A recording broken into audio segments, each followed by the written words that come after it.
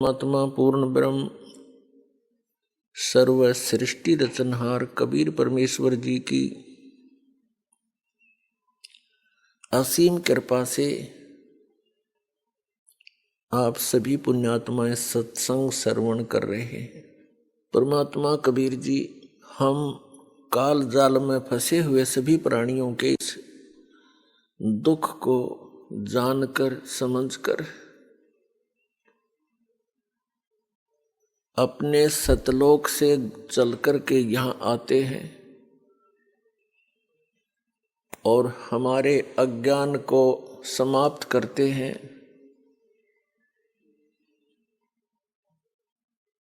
हमें ये बताने की चेष्टा करते हैं कि तुम सभी प्राणी ऐसे स्थान से आए हुए हो जहाँ पर किसी वस्तु की कमी नहीं, किसी वस्तु का वहाँ पर अभाव नहीं, वहाँ कोई दुख नहीं, वहाँ पर व्यर्थ अवस्था नहीं। सृष्टि ऐसी ही है, शरीर आपके ज्यों के त्यों है। वहाँ जो आपको शरीर प्राप्त था वो सभी रोग रहित, व्यर्थ अवस्था उसमें नहीं होती, वहाँ मृत्यु नहीं होती। उस स्थान को आप अपनी गलती के कारण छोड़ आए। अब आप यहाँ पर ये दंड भोग रहे हो, सजा भोग रहे हो, और यहाँ पर आप जी ने इन दुखों को ही सुख मान लिया। यदि किसी को अधिक दुख है और उससे कुछ कम दुख को हमने सुख समझ लिया, और यहाँ पर सुख नाम की वस्तु नहीं है, आपने सुख देखा ही नहीं है, इसलिए इन्हीं अटकलबाजियों में आप सुख मान रहे हो। कैसे? जो निर्धन है वो सोचता है धनवान सुखी, ये कार और कोठियों में निवास करता है, सफर करता है। अब धनवान को स्वप्न में भी सुख नहीं होता।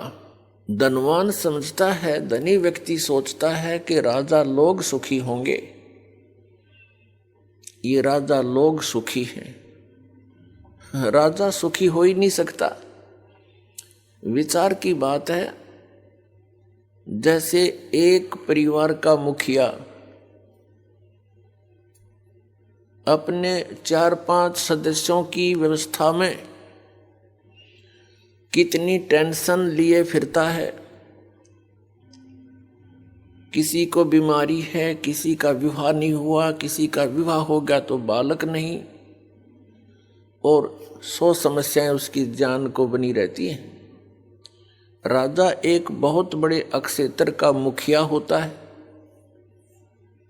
इससे खूब आसानी से अंदाजा लगाया जा सकता है वो कितना सुखी हो सकता है। स्वप्न में भी सुख नहीं उस व्यक्ति को जो राजा बना हुआ है। ठीक है, अपनी घूटी सूटी लाकर रात काट लेता होगा, घंटे 2 घंटे पड़ जा पी कर शराब, सुख नहीं है। हाँ, उस व्यक्ति को जो परमात्मा से जुड़ा हुआ है, कबीर परमेश्वर की भक्ति करता है, वो चाहे निर्धन है, चाहे धनवान है, चाहे राजा भी क्यों ना बना हो, वो भगवान से डरने वाला, परमात्मा उसका साथी होता है। उसके ऊपर आने वाली आपदाओं को तुरंत निवारण करता है, क्योंकि कबीर परमात्मा वो सुख सागर हैं जो अपने बच्चों का दुख देख नहीं सकते। और जब तक हम इस परमेश्वर की शरण में नहीं आते हैं तो हम अन्य उपासनाएं जो करते हैं वो हमें अपने प्रारब्ध में आने वाली आपदाओं से नहीं बचा सकते।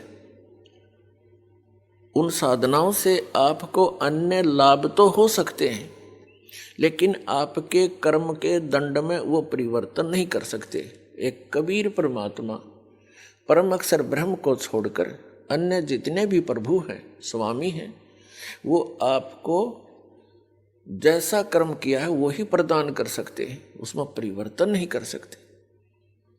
तो वो भक्ति हमारे लिए यूजलेस है। हमारे प्रारब्ध में, हमारे संस्कार में, पुण्यों में, इस जीवन के सफर में कोई ऐसा भयंकर घटना, दुर्घटना हो और वो टले नहीं, वो दुर्घटना जब घट जाएगी और कोई ऐसी घटना हो जो इस आदमी का मनोबल तोड़ देती है, फिर वो भक्ति भी नहीं करता, छोड़ देता भक्ति को। और परमात्मा कबीर जी आप पर आने वाले आपके प्रारब्ध के संस्कारों को बदल देता है। जब हमारे ऊपर कोई आपदा आ जाती है और हमें पता है कि इसका कोई निवारण इस पृथ्वी पर नहीं है, और फिर वो ठीक हो जाता है, उसका समाधान हो जाता है इस भक्ति से, तो हमारी आस्था भगवान में दृढ़ होती है और तभी हम भक्ति कर सकते हैं।